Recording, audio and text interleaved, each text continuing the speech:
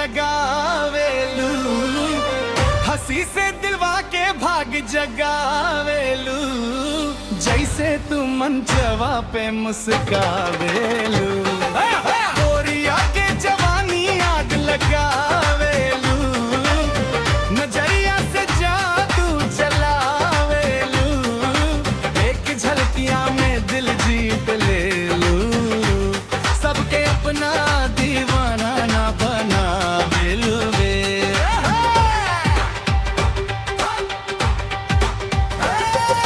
लाल चुनरिया हवा में लदेले, रूप तो हर सबके मन छू लेला,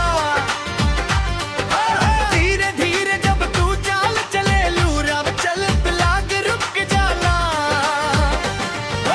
कान में झुमका चमके रानी, बात तोहार लगे सुहानी, एक मुस्की से दिन बन जाला, तू लगेलू सबसे निराली। गोरिया के जवानी आग लगावेलू, हंसी से दिलवा के भाग जगावेलू, जैसे तू मंचवा पे मुस्कावेलू। गोरिया के जवानी आग लगावेलू, नजरिया से जादू चलावेलू, एक झलकिया में दिल जीत लेलू, सबके अपना दीवाना बनावेलू।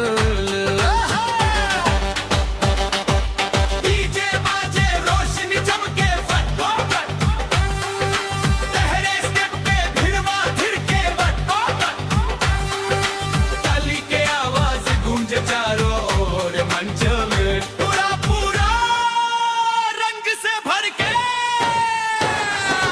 मोबाइल उठा के रील बने बन तोहरे नाम के ट्रेंड चले, चाहिए आए गाना बज जाला, से पूरा माहौल खुश हो जाले।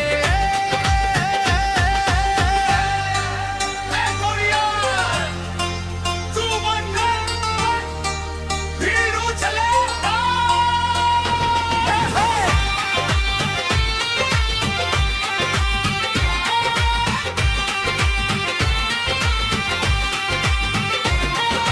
लाइट्स चमके को भीड़ उछले, गोरिया नाचे दिलवा मचले, गांव से शहर तक चर्चा बा, तोहरे रूप के किस्सा बा, जहिया तू मंच के आवेलू, हर चेहरा पे हंसी बा,